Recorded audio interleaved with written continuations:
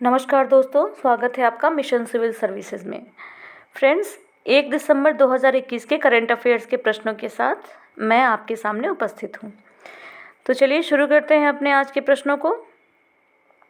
हमारा आज का पहला और महत्वपूर्ण प्रश्न है, इनमें से कौन चेक देश के नए प्रधानमंत्री नियुक्त हुए हैं? हमारे ऑप्शंस हैं पेट्र फियाला, मिलोस जमैन, पेट्र जमैन, इनमें से कोई नहीं। सही उत्तर है ए पेट्र फियाला। पेट्र फियाला चेक देश के नए प्रधानमंत्री नियुक्त किए गए हैं। चेक राष्ट्रपति मिलोस जमैन ने केंद्र दक्षिणपंथी गठबंधन के नेता पेट्र फियाला को पिछले रविवार को एक समारोह में देश के नए प्रधानमंत्री के तौर पर नियुक्त किया है। फियाला 5 केंद्रों और केंद्र दक्षिणपंथी विपक्षी दलों के एक गुट का नेतृत्व करते हैं, जिसने अक्टूबर में चुनाव जीता था, जिसमें मौजूदा प्रीमियर लेडी बाबिस और उनके सहयोगियों को हार का सामना करना पड़ा था। फियाला ने एक टेलीविज़न संवाददाता सम्मेलन में कहा कि नई सरकार के सामने बहुत ही जटिल समय है और कई चुनौतियां हैं। मैं चाहता हूं कि ये भविष्य के लिए एक बदलाव की सरकार बने। दूसरा प्रश्न है कि ट्विटर के नए मुख्य कार्यकारी अधिकारी सीईओ किसे नियुक्त किया गया है? ऑप्शन है पराग अग्रवाल, राहुल सचदेवा, मोहन अग्रवाल, अनिल अग्निहोत्री। सही उत्तर है ए पराग अग्रवाल। पराग अग्रवाल को ट्विटर के नए सीईओ के रूप में नियुक्त किया गया है। भारतीय मूल के पराग अग्रवाल ने ट्विटर के नए मुख्य कार्यकारी अधिकारी के रूप में जैक डोर्सी की जगह ली है। पराग अग्रवाल ने आईआईटी बॉम्बे से ग्रेजुएशन किया है और स्टैनफोर्ड यूनिवर्सिटी से कंप्यूटर साइंस में पीएचडी की है। ट्विटर के साथ जुड़ने से पहले पराग अग्रवाल याहू, माइक्रोसॉफ्ट और एंडटी जैसी दिग्गज अमेरिकी कंपनियों के साथ काम कर चुके हैं। तीसरा प्रश्न है हमारा कि भारतीय नौसेना के नए प्रमुख के रूप में किसने कार्यभार संभाला है? बहुत ही महत्वपूर्ण प्रश्न है। भारतीय नौसेना के नए प्रमुख के रूप में किसने कार्यभार संभाल लिया है? ऑप्शन है vice admiral R Rajkumar, vice admiral Adhir Arora, vice admiral R Hari Kumar, vice admiral Ravneet Singh. सही उत्तर है C vice admiral R Hari Kumar. इन्हें भारतीय नौसेना के नए प्रमुख के रूप में नियुक्त किया गया। इन्होंने कार्यभार संभाला है। Vice admiral R Hari Kumar ने 30 नवंबर 2021 को नौसेना प्रमुख के रूप में पदभार ग्रहण किया। इन्होंने एडमिरल करमवीर सिंह की जगह ली है। वाइस एडमिरल हरि कुमार का जन्म 1962 में हुआ था। इन्होंने 1983 में नौसेना ज्वाइन की थी। इन्होंने अपने 38 साल के लंबे करियर में भारतीय नौसेना के एयरक्राफ्ट कैरियर आईएनएस विराट के कमांडिंग ऑफिसर सीओ के पद सहित आईएनएस कोरा, निशंक और रणवीर युद्धपोतों को भी कमांड किया है। चौथा प्रश्न है कि भारत के कौन से स्पिनर भारत के लिए सबसे ज़्यादा विकेट लेने के मामले में अनिल कुंबले और कपिल देव के बाद तीसरे स्थान पर पहुंच गए हैं? ऑप्शन हैं वॉशिंगटन सुंदर, श्रेयस गोपाल, राहुल चाहर, रविचंद्रन अश्विन। सही उत्तर है डी रविचंद्रन अश्विन। रविचंद्रन अश्विन भारत के स्पिनर हैं और ये भारत के लिए सबसे ज़्यादा विकेट लेने के मामले में अनिल कुंबले और कपिल देव के बाद तीसरे स्थान पर पहुंच गए हैं। चलिए इसका स्पष्टीकरण देखते हैं। भारतीय स्पिनर रविचंद्रन अश्विन ने न्यूजीलैंड के खिलाफ पहले टेस्ट मैच के दौरान एक खास उपलब्धि अपने नाम कर ली है। अब वे भारत की तरफ से टेस्ट क्रिकेट में सबसे ज़्यादा विकेट लेने के मामले में तीसरे स्थान पर पहुंच गए हैं। दिग्गज हरभजन सिंह को पीछे छोड़ते हुए इन्होंने टेस्ट क्रिकेट में भारत के लिए तीसरे सबसे ज़्यादा विकेट हासिल करने वाले गेंदबाज की जगह ली है। उनसे आगे अब केवल अनिल कुंबले जिन्होंने 619 और कपिल देव जिन्होंने 434 विकेट लिए यही हैं। भारतीय पर्वतारोहण फाउंडेशन की पहली महिला अध्यक्ष इनमें से कौन बन गई हैं? ऑप्शन है प्रेमलता अग्रवाल, हर्षवंती बिष्ट, बछेंद्री पाल, संतोष यादव। सही उत्तर है बी हर्षवंती बिष्ट।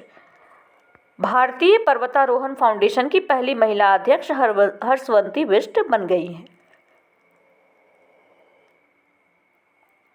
उत्तराखंड की जानी मानी पर्वतारोही हर्षवंती बिष्ट देश के सबसे बड़े पर्वतारोहण संस्थान इंडियन माउंटेनियरिंग फाउंडेशन यानी आईएमएफ की अध्यक्ष चुनी गई हैं।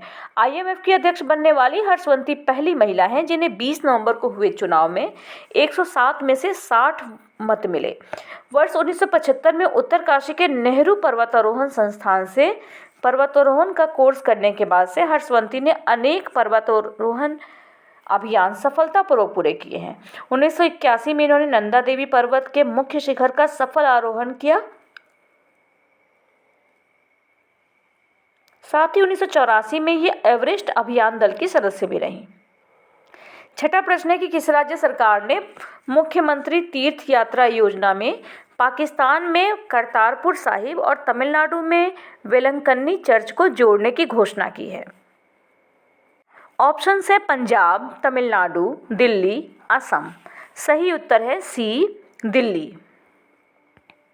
दिल्ली सरकार ने 26 नवंबर 2021 को मुख्यमंत्री तीर्थ यात्रा योजना में पाकिस्तान में करतारपुर साहिब और तमिलनाडु में वेलंकन्नी चर्च को जोड़ने की घोषणा की। इस घोषणा के अनुसार दिल्ली सरकार 5 जनवरी 2021 को शहर के वरिष्ठ नागरिकों का पहला जत्था मुफ्त तीर्थ यात्रा पर करतारपुर साहिब भेजेगी।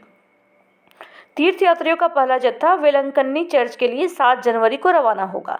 इस योजना का लाभ दिल्ली के प्रत्येक निर्वाचन क्षेत्र के 1100 वरिष्ठ नागरिक एक बार में उठा सकते हैं। चलते हैं अगले प्रश्न पर। सूडान देश के नए प्रधानमंत्री के रूप में किसे चुना गया है? ऑप्शन है Abdel Fattah Burhan, Jeffrey Feltman, Ayman Khalid, Abdullah Hamdok. सही उत्तर है D, Abdullah Hamdok. Abdullah Hamdok को सूडान के नए प्रधानमंत्री के रूप में चुना गया है। प्रधानमंत्री बनने से पहले हमदोक ने अफ्रीका के लिए संयुक्त राष्ट्र आर्थिक आयोग, अफ्रीकी विकास बैंक और इथियोपिया में व्यापार और विकास बैंक में एक विशेष सलाहकार के रूप में काम किया है। अगला प्रश्न है कि हाल ही में किस राज्य ने स्ट्रीट प्रोजेक्ट शुरू करने की योजना बनाई है? कौन सा राज्य है जो स्ट्रीट प्रोजेक्ट शुरू करने जा रहा है? ऑप्शन से बिहार, केरल, झारखंड, तमिलनाडु। सही उत्तर है बी, केरल।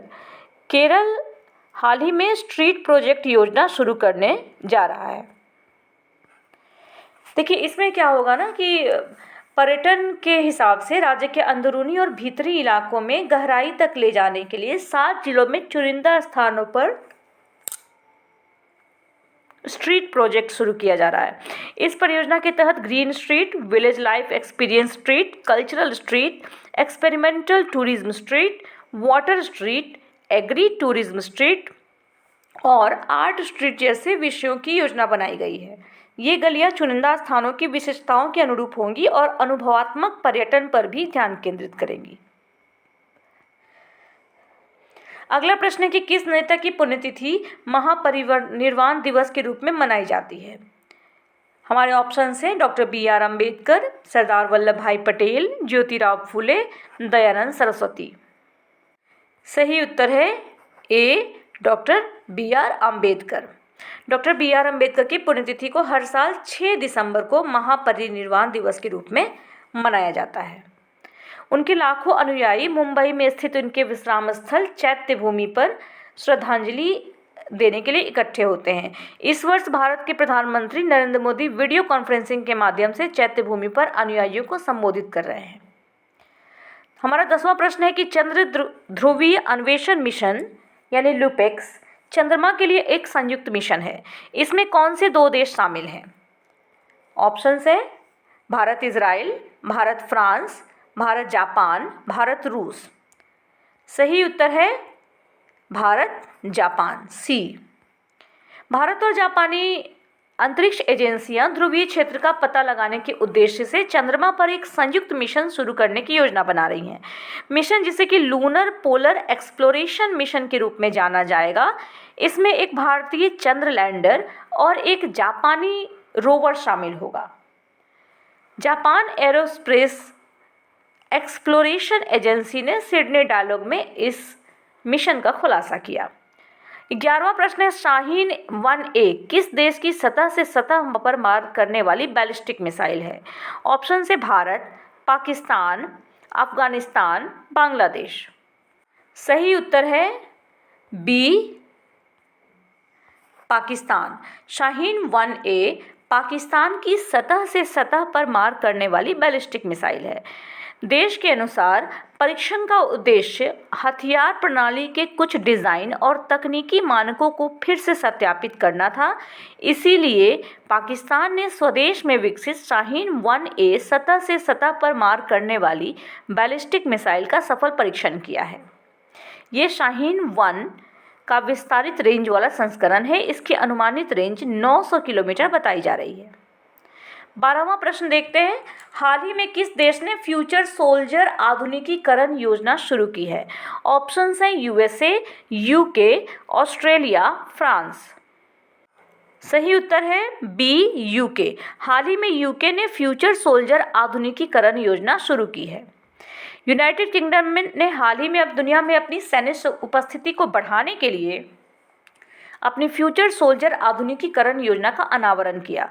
देश ने सैन्य और भविष्य के हथियारों में निवेश की सेवा करने वाली जनशक्ति में सुधार करने की योजना जारी की है। देश के रक्षा मंत्रालय ने अगले दशक के दौरान 8.6 बिलियन पाउंड, 11.46 बिलियन डॉलर के सैन्य उपकरणों में अतिरिक्त निवेश की भी घोषणा की। 13वां प्रश्न है कि करी-रियाविस मेटर, जिसका जीवाश्म अब प्राप्त हो चुका है, 115 मिलियन वर्ष पुराना, किसकी प्रजातियां हैं? ऑप्शन से पक्षी, सरीसृप, कीट या पौधा। सही उत्तर है ए, पक्षी। करी-रियाविस मेटर लगभग 115 मिलियन वर्ष पहले वर्तमान ब्राज़ील में रहते थे। ये क्रेटेशियस काल के दौरान रह रहा था, जब सुपर कॉन्टिनेंट गोंडवाना, जिसमें कि दक्षिण अमेरिका, अफ्रीका, ऑस्ट्रेलिया, अंटार्कटिका और भारत शामिल थे, ये विभाजित हो रहा था। करी-रियाविस मेटर कुछ पंखों वाला एक पृथक दाहिना पैर के जीवाश्म अवशेष हाल ही में ब्राज़ील के सेरा में पेड्रा ब्रैंका माइन में क्रेटो फॉर्मेशन से बरामद किए गए थे। तो इस प्रकार हमारे आज के प्रश्न पूरे होते हैं। एक क्विक रिवीजन कर लेते हैं इसका। इनमें से कौन चेक देश के नए प्रधानमंत्री नियुक्त हुए हैं? सही उत्तर है ए, पेट्र फियाला। ट्विटर के नए मुख्य कार्यकारी अधिकारी किसे नियुक्त किया गया है? आंसर है ए, पराग अग्रवाल। भारतीय नौसेना के नए प्रमुख के रूप में किसने कार्यभार संभाला है? ये कार्यभार संभाला है वाइस एडमिरल आर हरिकुमार ने। भारत के कौन से स्पिनर भारत के लिए सबसे ज़्यादा विकेट लेने के मामले में अनिल कुंबले एवं कपिल देव के बाद तीसरे स्थान पर पहुंच गए हैं? आंसर है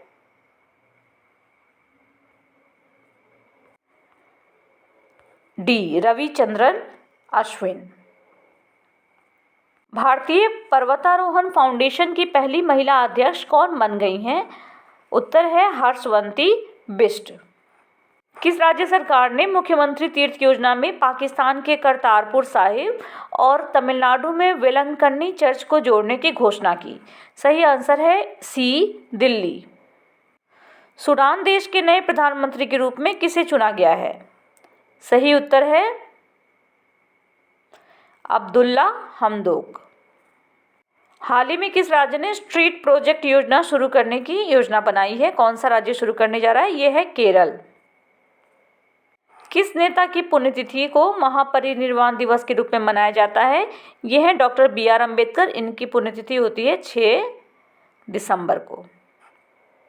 चंद्र ध्रुवीय अन्वेषण मिशन चंद्रमा के लिए एक संयुक्त मिशन है। इसमें कौन से 2 देश शामिल हैं? इसमें शामिल हैं भारत और जापान। शाहीन ए किस देश की सतह से सतह पर मार करने वाली बैलिस्टिक मिसाइल है? ये पाकिस्तान की मिसाइल है।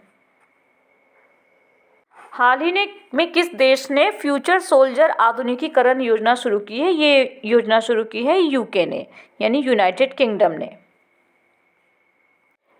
करी-रियाविस मेटर, जिसका जीवाश्म अब प्राप्त हो चुका है, 115 मिलियन वर्ष पुराना, किसकी प्रजाति थी? ये पक्षी की प्रजाति थी जो ब्राज़ील में पाई गई है। इसके साथ ही हमारे आज के प्रश्न समाप्त होते हैं। फ्रेंड्स, उम्मीद है कि आपने हमें सब्सक्राइब कर लिया होगा, हमारी वीडियो को लाइक भी ज़रूर करेंगे और अपने दोस्तों के साथ खूब सारा शेयर भी करेंगे। इसके साथ ही आपसे विदा लेती हूँ और मिलती हूँ अगली वीडियो में। Thank you.